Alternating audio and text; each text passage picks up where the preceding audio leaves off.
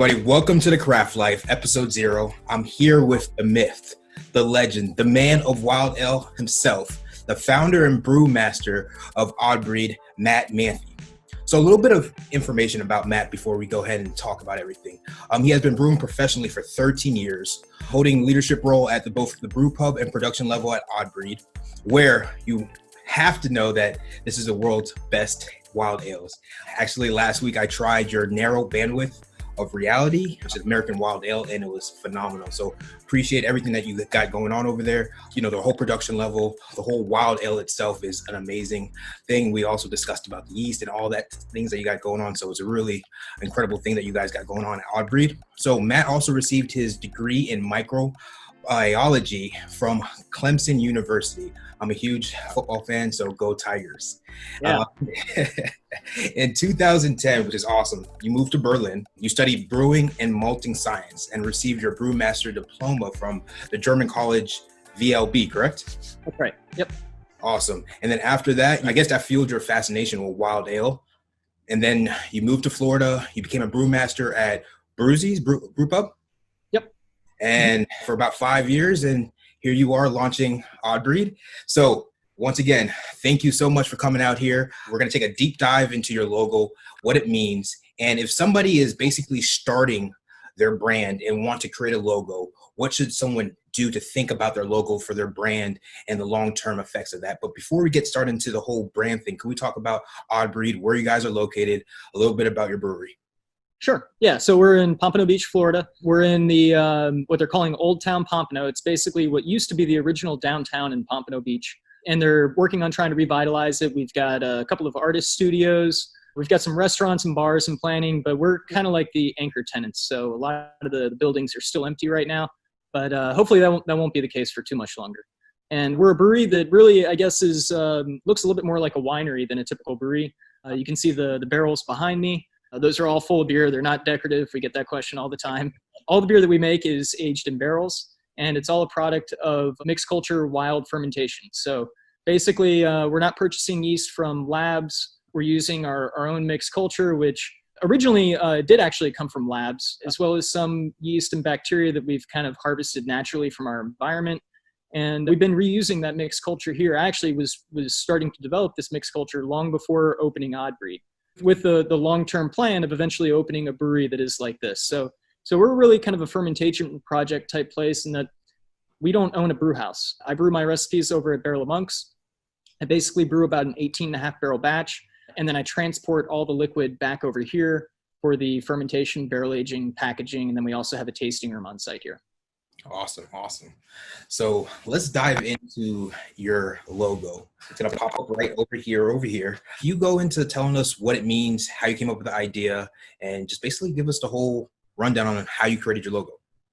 Sure. So what we do here is definitely unusual compared to most breweries. So first, we kind of came up with the name of the brewery being Odd Breed.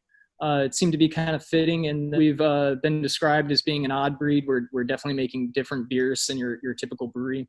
So we kind of knew from the start that being the only brewery really in the Southeast, actually, that's focused exclusively on wild ales aged in oak barrels, we knew that education was going to be an obstacle, I guess you could say, that, that we had to inform the customer of what our beer is, why it tastes different, why the production process is different, why we package it up the way that we did. So with education being so important, we really felt like it was also important to be somewhat transparent about what we do. We're not uncomfortable telling people about our process, what ingredients we use, what goes into the beer that we make.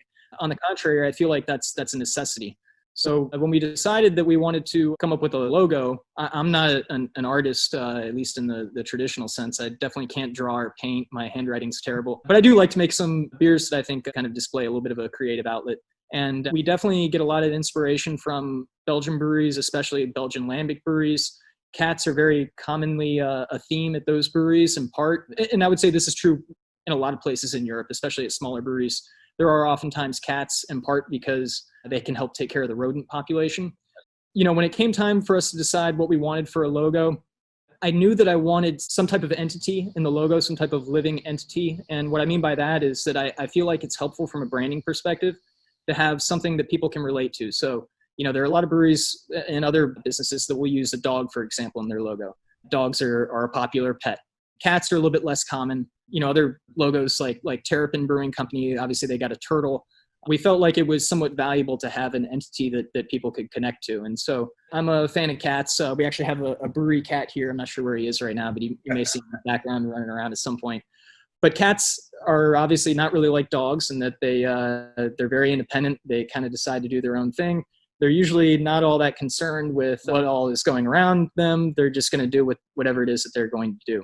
Yeah. So we kind of came up with this concept of a cat on a barrel, in part because obviously all of our beers are aged in barrels, so that kind of ties in with the theme. And a cat, because the cat is independent, it's also not really all that trainable. So in that sense, it differs from a dog. You could in some ways draw an analogy and say that, our beer is kind of like a cat of the beer world, and that we guide our beers along and we hope that they're going to do what we want them to do. We try to create an environment that allows them to produce the flavors that we love, but you can only coddle it so much. It is essentially a wild beer. That's why we have wild ales in the name of our brewery. Nice. And, that obviously differs a lot from your typical production brewery where you're using a single strain of yeast that is being purchased from a lab. You're trying to keep everything 100% sanitary. You're essentially brewing like an engineer. And there's definitely nothing wrong with that. I've worked at a lot of other breweries and I've done some consulting work as well. And I try to teach other people to brew like engineers. It's the way that 99% of beer out there is produced. With Odd Breed, our real project, our goal of this project was to make beer that doesn't taste like anybody else's beer. Meaning that, if you really like our flagship Saison Past and Future, I can tell you exactly how we brew it. I can tell you all the ingredients that we put into it, what the process is along the way, how we try to blend it to achieve the flavors that we get. Mm-hmm. But ultimately, I want that to be a product that even if I were to try to produce it in a different brewery, it wouldn't quite be the same. And I think that's something that most breweries cannot say. If you're a consumer in Asia or if you're a consumer in the US or Canada or Europe, that Heineken beer tastes the same. Yeah. That's not our goal. That's not what we're going for. It's definitely an admirable goal to be somebody like Heineken or some other big brewery or even a smaller production brewery and achieve that kind of consistency. That's just simply not our focus. That's not what we're after. We're trying to create a unique experience that the consumer can look to and say, man, this beer is an odd breed. This is something that I haven't had before. It doesn't necessarily compare directly to something else that I've had. So, in the one sense, because we're not brewing trendy or gimmicky beer, we aren't brewing your typical styles. We're not putting, an IPA in 16-ounce 4-pack cans. We liked the idea of having the cat with its back to the viewer, not necessarily as a sign of disrespect or anything, but as a sign that, the cat is preoccupied with something else. It's doing its own thing. It's doing what it wants to do. And it's not really concerned with what everybody else is doing.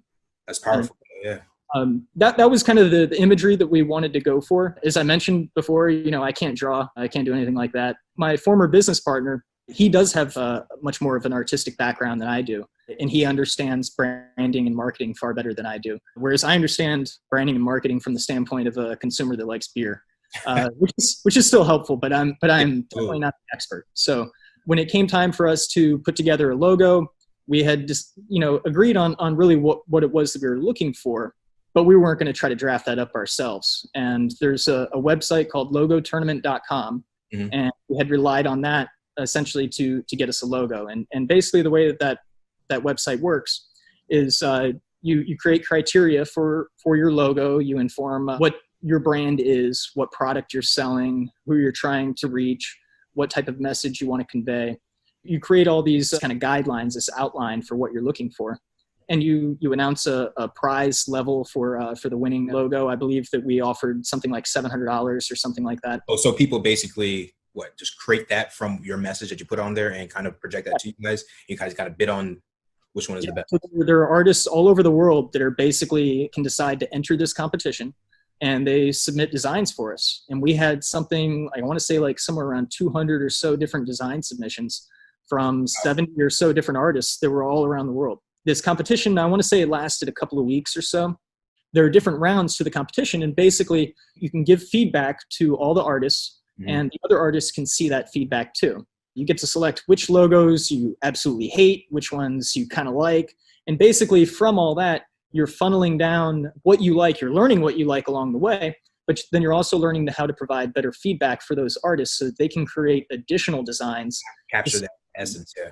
Yeah. So, I think it was like 3 or 4 rounds of judging that we went through. And, we got some pretty cool designs. We got some that were lousy, that were absolutely horrible. But every round, the submissions got better and better as the artists were fine-tuning their designs to the look that we wanted. And so we ended up going with our logo. Once we saw it, we were like, yeah, that's it. Let's just end the competition now. So we got a logo. But we ended up going with this logo design that was designed by a woman in Greece, somebody that we had never met before. But she seemed to understand, what we were going for. She listened to our feedback. I will tell you that some of the designs that she submitted, we did not like at all. And they were wildly different from what we have right now. But she was a good listener. And she saw the feedback that we were giving to other artists. She started to get a better idea of what it was that we wanted, and we're very happy with how it worked out. I think also being able to pull the talent, from so many different artists and different ideas also kind of helped us solidify exactly what we wanted. Whereas I believe that if we worked with just one particular artist, I'm not saying that we couldn't have gotten a good logo, but we were much more solidified in our decision that this was the right logo for us.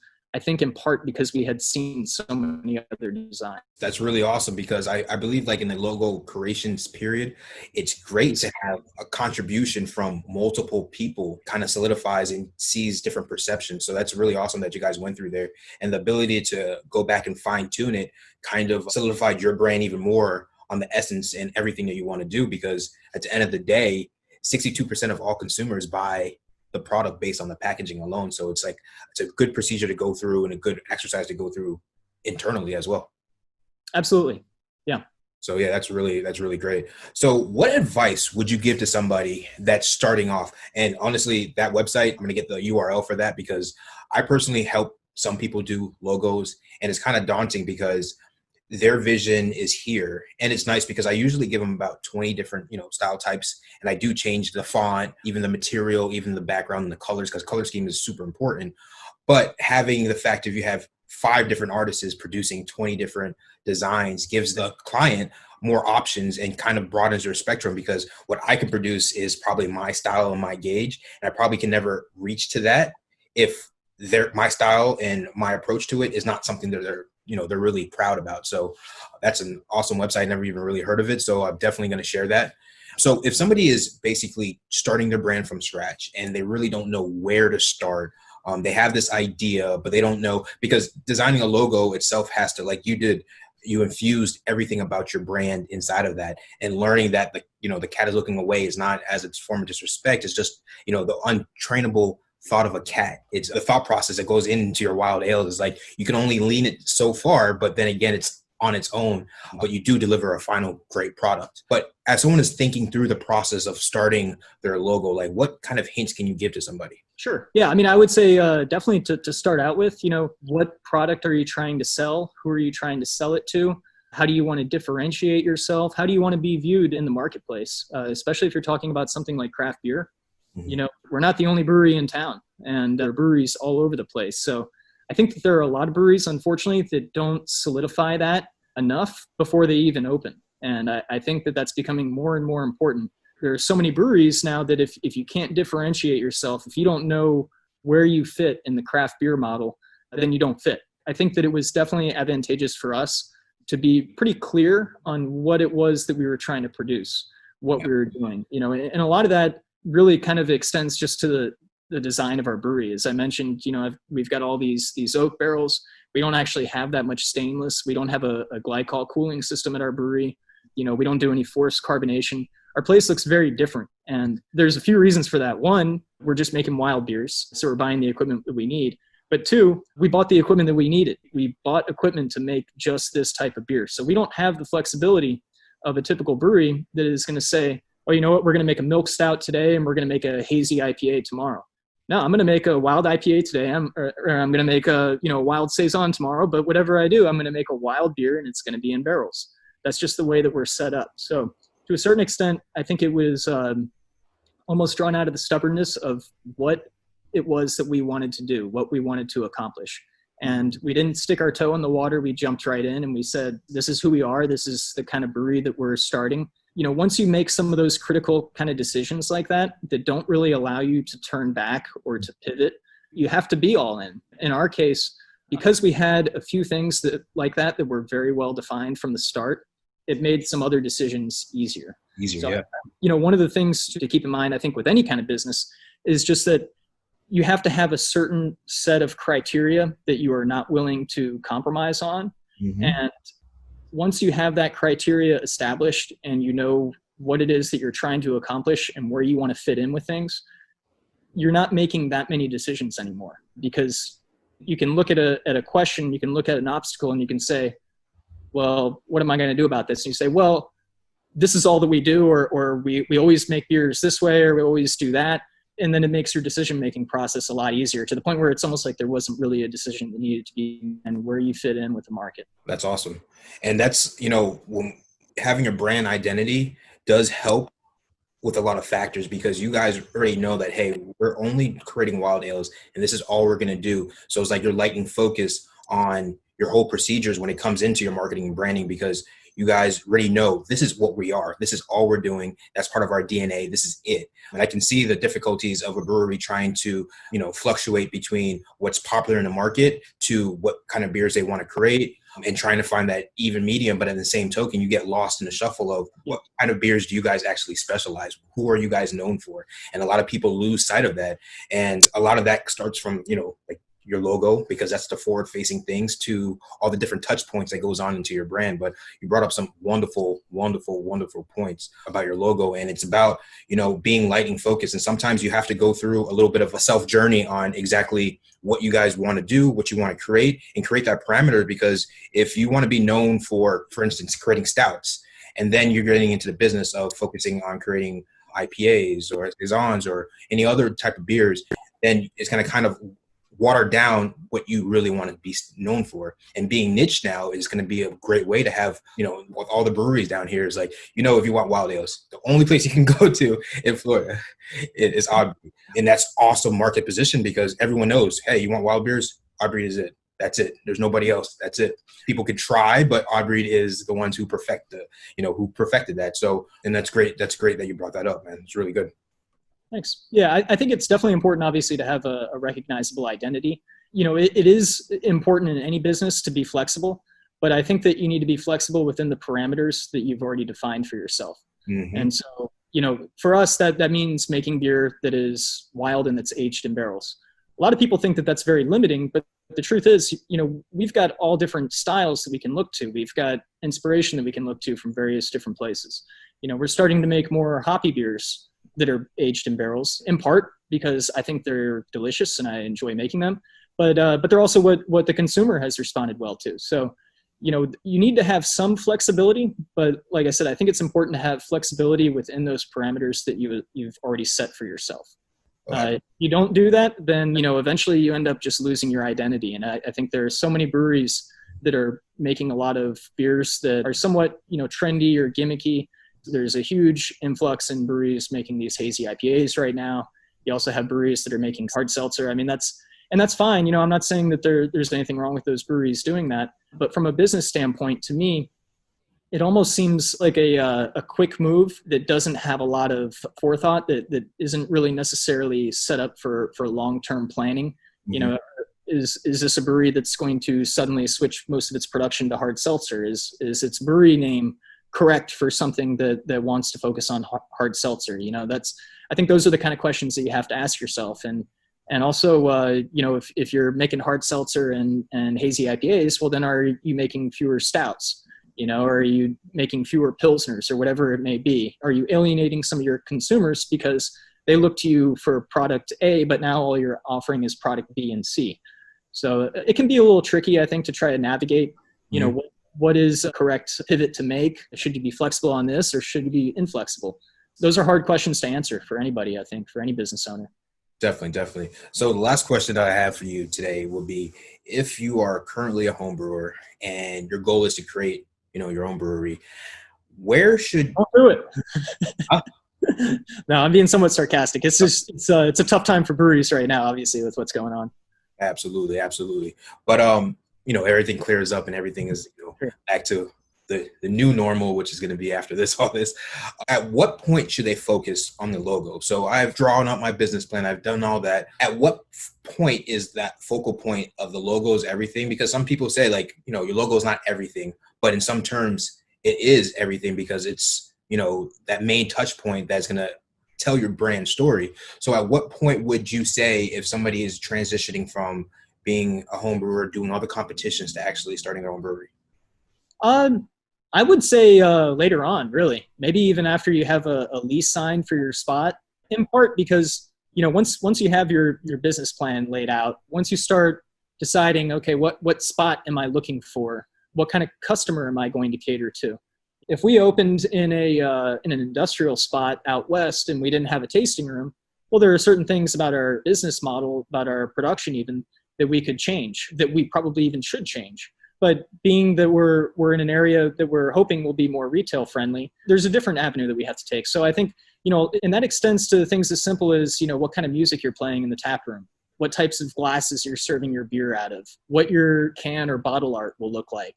If you're going to do distribution for kegs, what your tap handles will look like. So I think all of that is kind of some stuff that you have to have, not necessarily fully decided, but it's stuff that you have to at least have put some thought into. Because you want to make sure that you have continuity throughout your brand.